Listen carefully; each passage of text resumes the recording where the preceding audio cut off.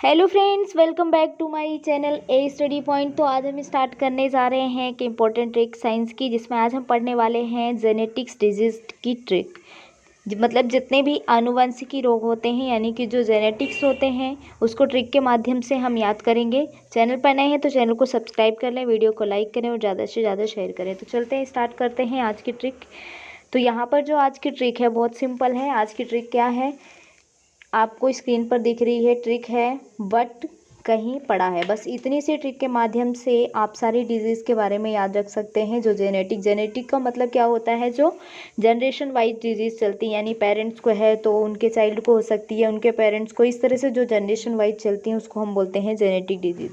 जिसमें से जो ट्रिक दी हुई है बट कहीं पड़ा है, तो यहाँ पर हम इसको डिस्क्राइब करके देखते हैं। बट कहीं पड़ा है, इसका मतलब क्या है। तो पहला जो व से क्या हो जाएगा, वर्णांधता। वर्णांधता को क्या बोलते हैं, कलर ब्लाइंडनेस। तो आज से पूछा जाता है जो वर्णांधता है वो किस टाइप की डिजीज है, तो आपको क्या बताना है कि ये जेनेटिक है, यानी कि आनुवांशिकी है। उसके पहले मैं आपको बता दूं, जो आनुवांशिकी होती है इसकी खोज किसने की थी, ग्रेगरी मेंडल। इसके फादर कौन है, ग्रेगरी मेंडल है, ठीक है। और इन्होंने क्या किया था, इनमें क्या देखा जाता है, जीन को ही पहचान कर क्या किया जाता है, जेनेटिक्स। और सबसे पहले जो इन्होंने किस पौधे पर किया था, तो मटर के पौधे पर सबसे पहले जेनेटिक के बारे में रिसर्च की थी। किसने, ग्रेगरी मेंडल ने। और सबसे पहले अगर पूछा जाए कि जीन शब्द का प्रयोग किसने किया था, तो जीन शब्द का प्रयोग सबसे पहले किसने किया था, जो जीन शब्द था उसका प्रयोग जोहानसन के द्वारा किया गया था। किसके द्वारा, जोहानसन के द्वारा। और इन्होंने जीन शब्द का प्रयोग कब किया था ये पूछा जाए, तो आपका आंसर क्या हो जाएगा, 1909, यानी कि 1909 में, ठीक है। और जेनेटिक्स वर्ड का यूज किसने किया था, तो डब्ल्यू वॉटसन ने किया था, ठीक है। जेनेटिक वर्ड का यूज अगर पूछा जाए तो जेनेटिक वर्ड का यूज किसने किया था, डब्ल्यू वॉटसन ने किया था। तो यहाँ पर जो डिजीज़ पढ़ने वाले हैं, तो पहली क्या है, कलर ब्लाइंडनेस। एक्चुअली इसमें क्या होता है, जो ग्रीन और दूसरा रेड कलर होता है। कौन कौन से कलर, एक तो होता है ग्रीन और दूसरा होता है रेड। ये दो कलर की ब्लाइंडनेस हो जाती है जो भी इस बीमारी से ग्रसित होता है। और नॉर्मली ये किस में होती है, मेल में होती है। और वाहिकाएं होती हैं यहाँ पर फीमेल, लेकिन नॉर्मली किस में होता है, ये पुरुषों में होता है। यानी कि सबसे ज़्यादा इफेक्टेड कौन होगा, मुख्य रूप से पुरुष ही होते हैं, क्योंकि स्त्रियाँ केवल इसका कैरियर का काम करती हैं, ठीक है। और उनमें ये डिजीज़ तभी होती है जब उनके गुणसूत्र XX इफेक्टेड होते हैं, तभी स्त्रियों में ये डिजीज़ होती है। इस बीमारी को डाल्टोनिज्म भी कहा जाता है। यह मुख्यतः आपके जितने भी जनरेशन वाइज या जेनेटिक्स रोग हैं। दूसरा ट से क्या आ जाएगा, टर्नर सिंड्रोम। टर्नर सिंड्रोम क्या होता है, इसमें क्या होता है कि इसमें जो होता है जो इनका डिवीज़न होता है, जैसे अर्धसूत्री विभाजन पढ़ा होगा, समसूत्री, इस तरह से इसमें अर्धसूत्री जो विभाजन होता है, यानी कि हाफ डिवीज़न जिसको बोलते हैं, अनियमितता से उत्पन्न होता है। और इसमें जो गुणसूत्र होते हैं उसकी संख्या कम हो जाती है, क्योंकि नॉर्मली आपको पता है जो क्रोमोसोम की संख्या है वो कितनी होती है, 46। लेकिन जिसको ये बीमारी हो जाती है उसमें गुणसूत्र की संख्या कितनी हो जाती है, 45 हो जाती है, ठीक है। और ये नॉर्मली किस में होती है, फीमेल्स में होती है। किस में होती है, फीमेल्स में होती है। उनका कद छोटा या शरीर अल्प विकसित होता है, यानी पूरी तरह से जननांग भी अविकसित हो जाता है। इस टाइप से बीमारी हो जाती है, इनकी गुणसूत्र कंप्लीट नहीं होते हैं, तो ये इसको बोलते हैं टर्नर सिंड्रोम। और ये कैसी बीमारी है, जेनेटिक्स। ये सारी जेनेटिक है। कैसे क्या आ जाएगा, कैसे आ जाएगा आपका क्लीनेफेल्टर सिंड्रोम। क्या बोलते हैं, क्लीनेफेल्टर और सिंड्रोम क्या होता है, ग्रुप ऑफ डिजीज़ को ही सिंड्रोम बोला जाता है।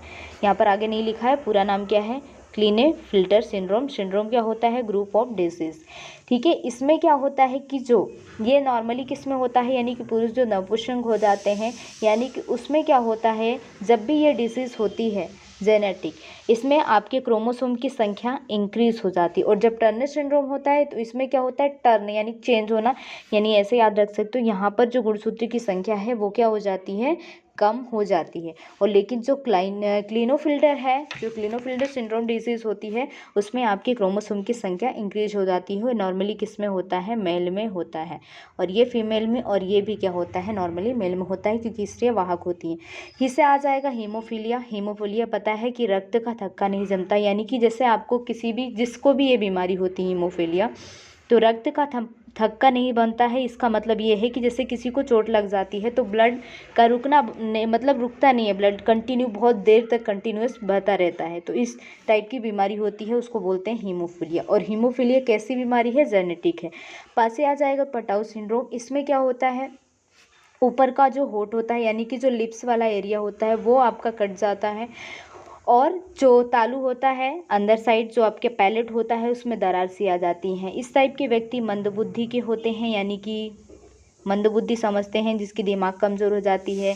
इसमें आई डिजीज़ भी हो जाती है, आई बीमारी भी हो जाती है, नेत्र रोग हो जाता है। इस टाइप की बीमारियों से वो क्या हो जाता है, प्रभावित हो जाता है। और पटाउ सिंड्रोम भी किस टाइप की बीमारी है? ये भी जेनेटिक है। फिर आ जाता है डाउन सिंड्रोम।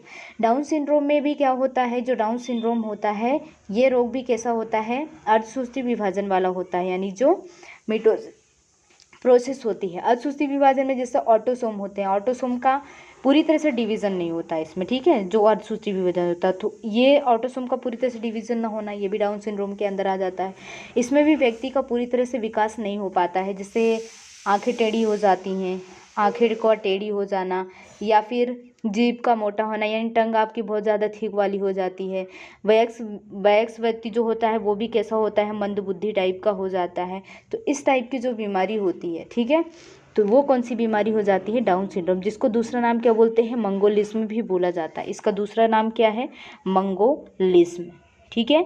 तो ये सारी वो बीमारी हैं जो किसके द्वारा होती हैं, आनुवांशिकी हैं, जेनेटिक, यानी कि एक जनरेशन से दूसरी से तीसरी जनरेशन तक फैलती हैं। तो इन्हें बोला जाता है जेनेटिक्स बीमारी। जन्मजात करके वो अलग होती है, जन्मजात जेनेटिक्स बीमारी, यानी जो आनुवांशिकी बोलते हैं। जेनेटिक्स की खोज किसने की थी, तो उसके फादर ऑफ जेनेटिक्स कौन है, ग्रेगरी मेंडल हैं, आपसे पूछा जाता है। उसमें जीन शब्द का प्रयोग किया जाता, तो जो जीन शब्द का प्रयोग सबसे पहले किया था 1909 में जोहानसन के द्वारा किया गया था। और अगर आपसे ये पूछा जाए जेनेटिक वर्ड का नाम किसने दिया, तो आपका आंसर हो जाएगा डब्ल्यू वाटसन 1905 में।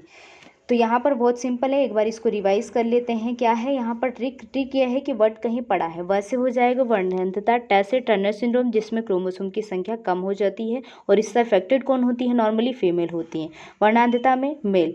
और इसमें किस कलर की ब्लाइंडनेस होती है, ग्रीन और रेड कलर की। कैसे हो जाएगा क्लीनेफिल्टर सिंड्रोम, जिसमें मेल प्रभावित होते हैं और उनकी क्रोमोसोम की संख्या बढ़ जाती है, यानी कि नॉर्मल तो 46 होती है, टर्नर में कम होती है, क्लिनेफिल्टर में बढ़ जाती है। क्लिनेफिल्टर फीमेल के अंदर नहीं होता है, मेल में होता है, और टर्नर किस में होता है, फीमेल में। हीमोफीलिया में रक्त का थक्का नहीं जमता। पास से हो जाएगा पटाउ सिंड्रोम, जिसमें जो मंदबुद्धि वाले होते हैं, आइज से, नेत्र से बीमारियां, ये सब। डाउन सिंड्रोम में भी नॉर्मली ऐसे होता है, डाउन सिंड्रोम में ऑटोसोम्स का डिवीजन नहीं हो पाता है पूरी तरह से, तो उसको हम बोलते हैं डाउन सिंड्रोम। पटाउ सिंड्रोम में नॉर्मली आप किससे याद रख सकते हैं, क्योंकि दोनों में ये चीज़ होती है, मंदबुद्धि होना, नेत्र का डिजीजेज होना। लेकिन इसमें क्या होता है, आपका जो लिप्स वाला एरिया ना, ऊपर लिप्स वाला एरिया क्या हो जाता है, थोड़ा सा कटा हुआ दिखता है।